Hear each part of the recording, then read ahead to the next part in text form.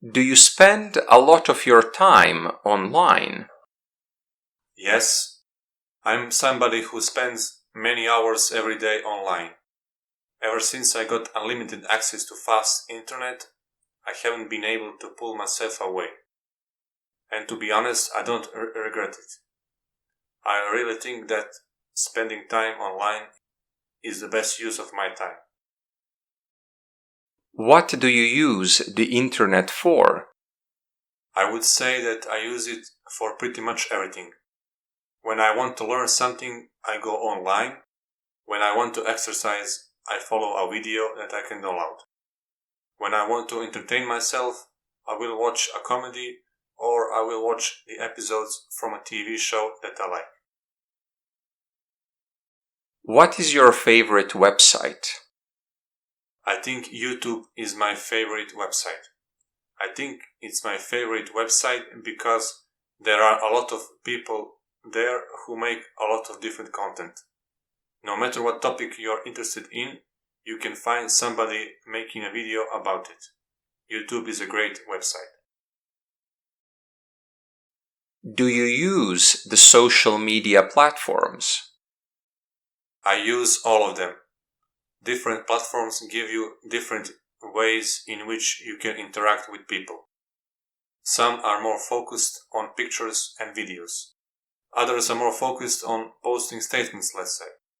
I used them more in the past. Nowadays, I spend less time on them since they are not as interesting for me now. Do you use the internet to stay in touch with people? Yes, I do. And I use the social media platforms and the messaging apps to do that. I have friends who live abroad. And without the internet, I simply would not be able to stay in touch with them. I can't remember when I used the phone to contact somebody. I mean, I use my phone, I talk to people, but I never make the old-fashioned call. I'm always using the internet to communicate with others.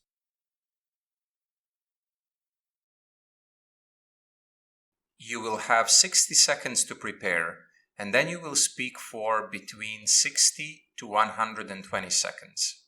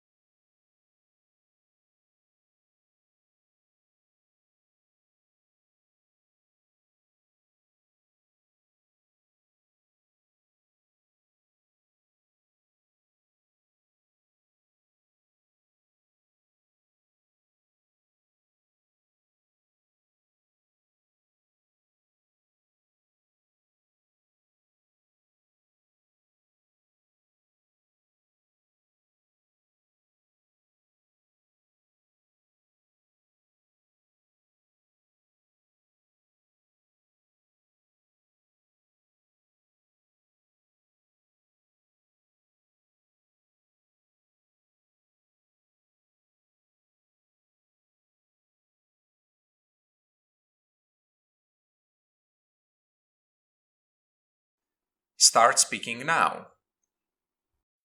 I went to Italy, to the cities of Florence and Bologna to be precise. I decided to go there because I found really cheap plane tickets. I also wanted to go there because the last time I was in Italy, I was on a school field trip 12 years ago. And I wanted to see if I will have a different experience if I go as a tourist instead of as a teenager who is having fun with his classmates. Like I mentioned, that the plane tickets were quite cheap, and I also found an accommodation in which I shared the room with somebody else, so this was also quite affordable. I think I spent less than $100 on the whole trip when it comes to accommodation and plane tickets. But I actually lost a lot of money, or to be precise, I spent a lot of money on coffee and pizza when I was there. My girlfriend told me that I had to try coffee when I'm in Italy because it is really good. And she was right. I ended up drinking 4 cups of coffee a day. Bologna and Florence were really welcoming. The people over there were really positive and they were really helpful whenever I asked for directions. The person from whom I got the bed in which I was sleeping, now he wasn't very welcoming, but he wasn't very rude either. He just felt cold and distant.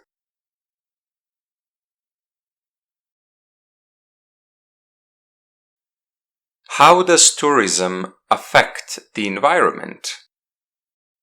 I don't think it has a huge impact on it. I mean, some tourists can act in an improper way.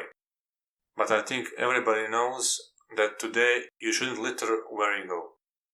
And people today are more respectful of local wildlife if they go on a nature trip or if they visit an island like the Galapagos. I think that in this way we can also raise money that can help preserve some natural habitats. Should some places be off limits to tourists? I read somewhere that Antarctica should be off limits to tourists, because you just cannot have large groups going there. No matter how cautious they are, they will still have an impact on the environment. I think that also fragile historic landmarks should be off limits. The tourists should be allowed to experience them in one way or another.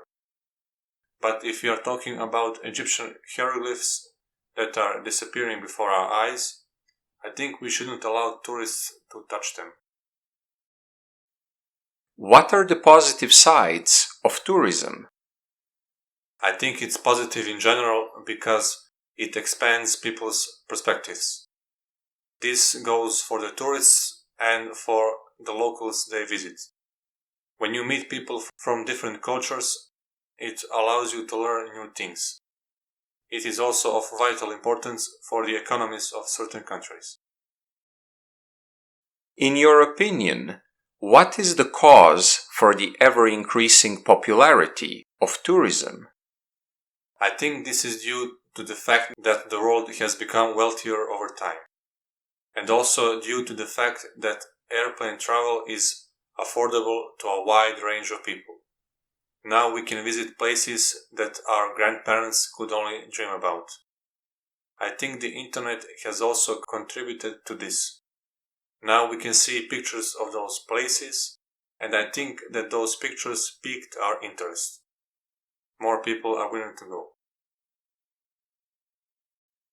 What are the characteristics of a popular touristic destination?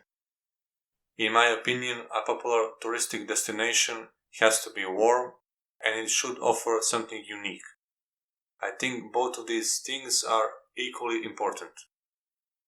Now, when it comes to that X factor, that uniqueness, it could be anything. We could talk about specific landscapes, a unique culture, or some monuments that are from ancient times. Some people also like to go to places which are known for parties. My best friend is one of those people.